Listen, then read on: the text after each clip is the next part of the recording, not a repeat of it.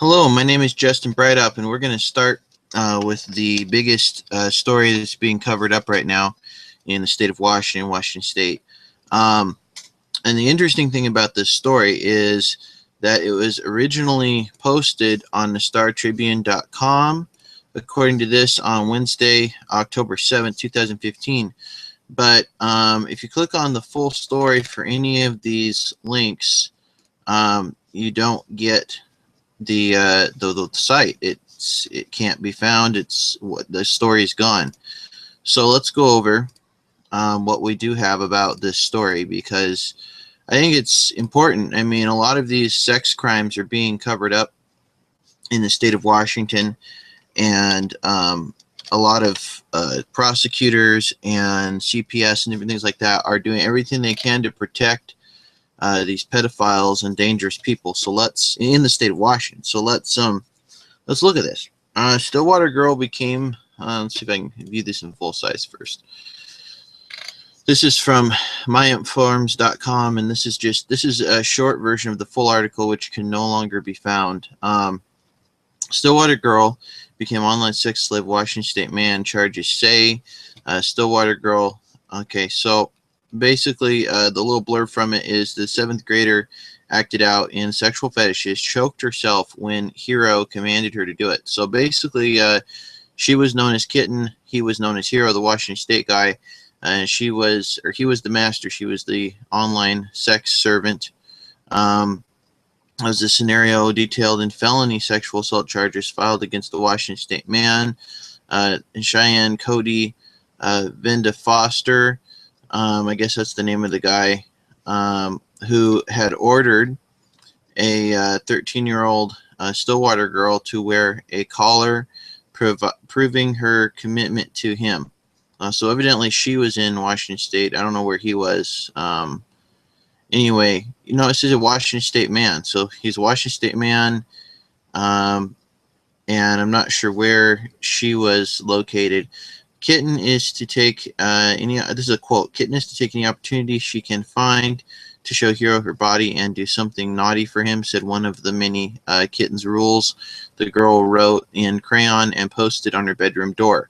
According to the criminal complaint filed Monday in Washington County District Court, which in Washington County, I guess there's a Washington County and Washington State District Court.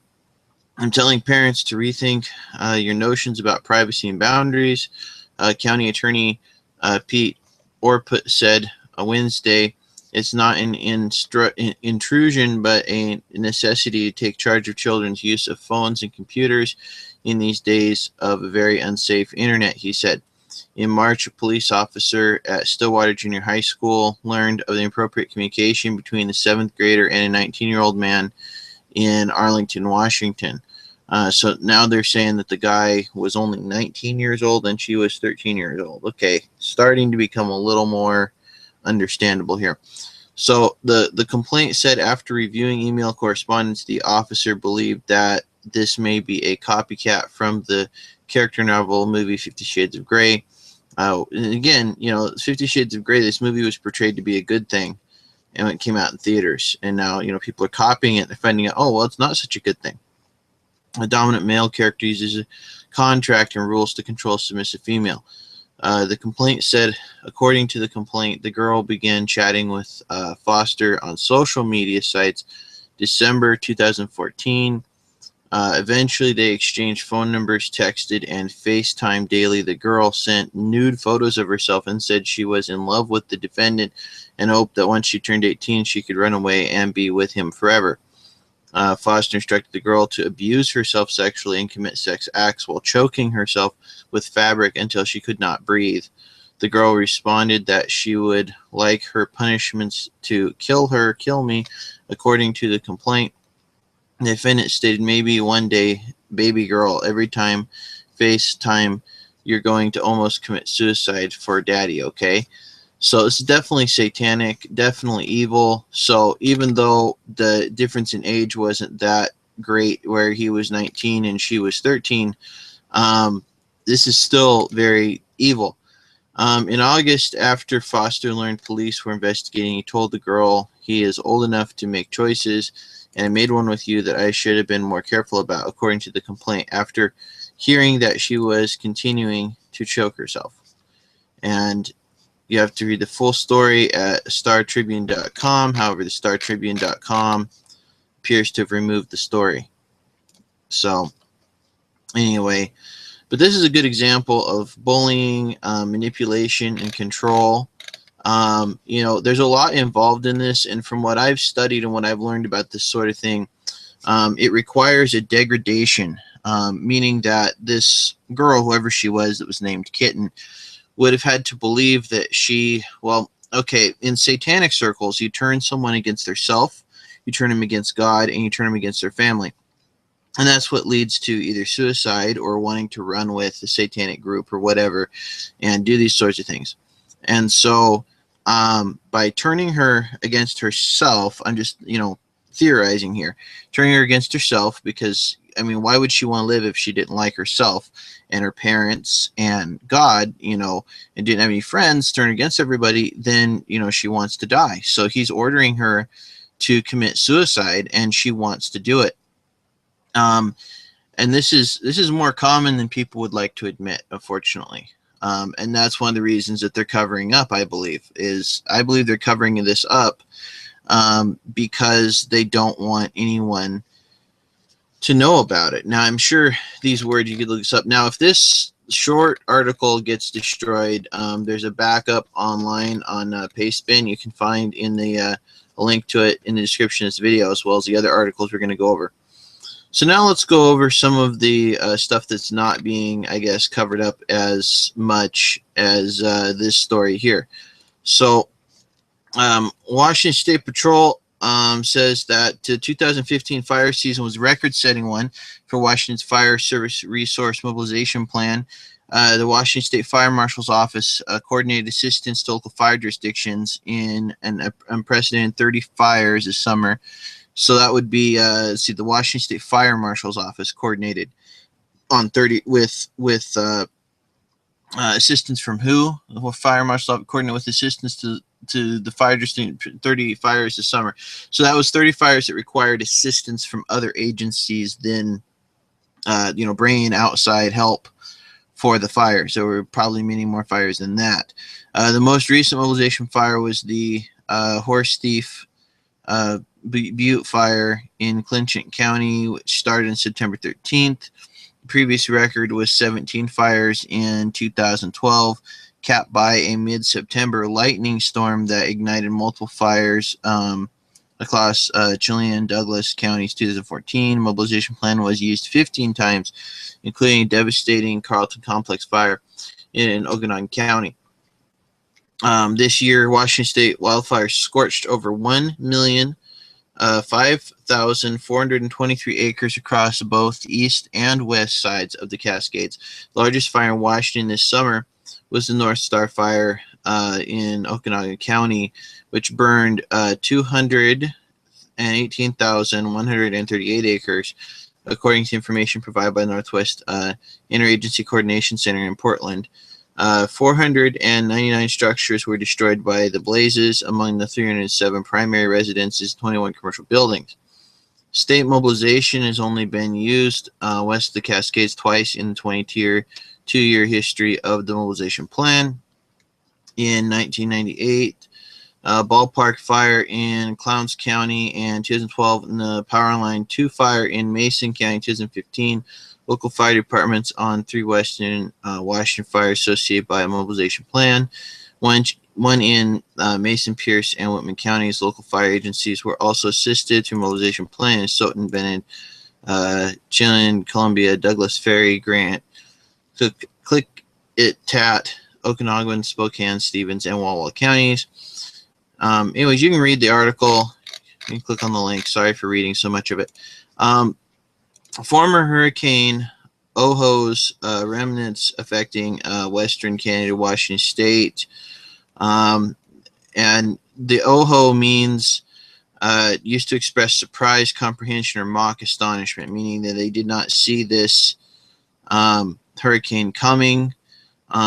So the remnants of it are near southwestern Canada, Washington State, October 9th An animation of goes west imagery from October 6th through October 9th showed the weakening movement of Ohio Central.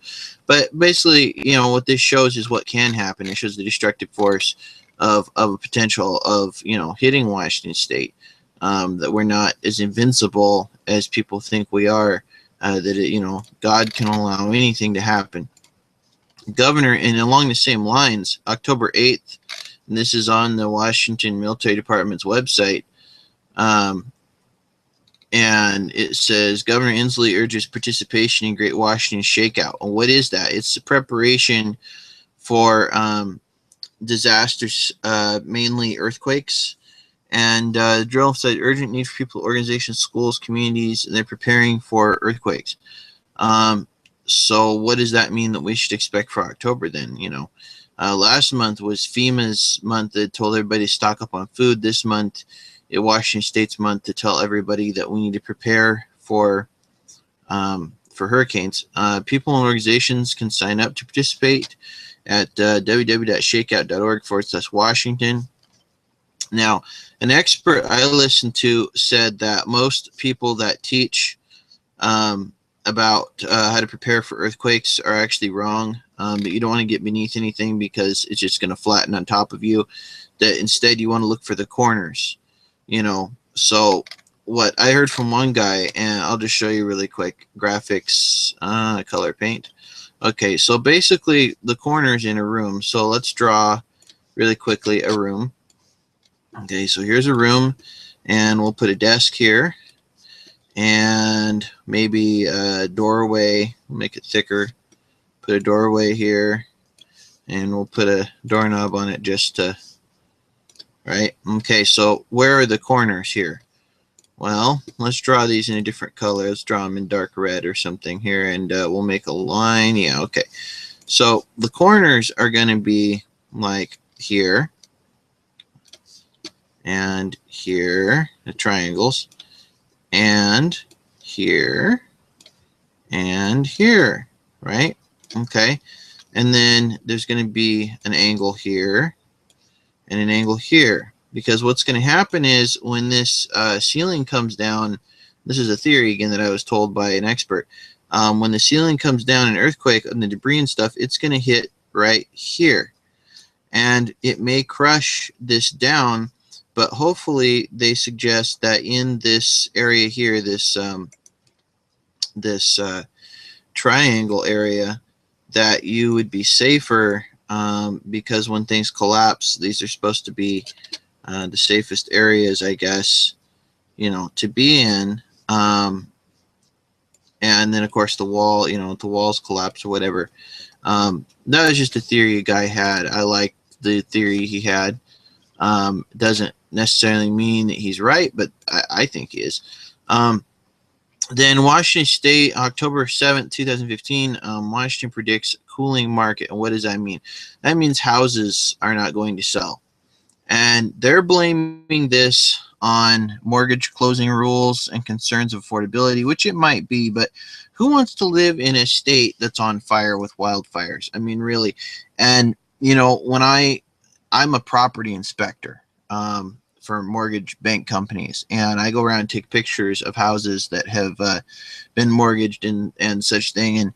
And it seems that at least where I'm at, they can turn over houses. Some of them pretty good, some of them don't. Some of them stay empty forever. But the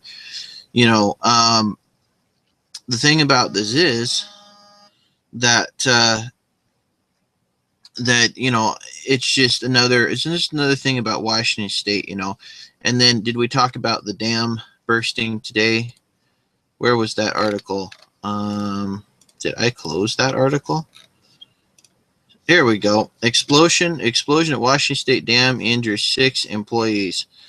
6 employees were injured, 2 of them critically Thursday, in an explosion at a dam along the Columbia River in the central Washington State. Authorities said. Grant County Sheriff Office said that 6 have various levels of injuries, and some were airlifted area hospitals and others transported by ambulance. The news thing I looked at this morning said that one of the 10 turbines exploded, and there was some sort of an explosion, whether it was electrical or whatever. They still don't know the cause. They don't know exactly what it is. Two people are supposed to be in one guy's in satisfactory condition. He's 58 years old, and two other males in their 40s were in critical condition. The other two patients' conditions were not immediately known, and they, according to what I read, they didn't make it to the hospital very quickly after midnight, and this happened yesterday. So, anyway, because today is October 9th, 2015. So, anyways, like, comment, share, and subscribe.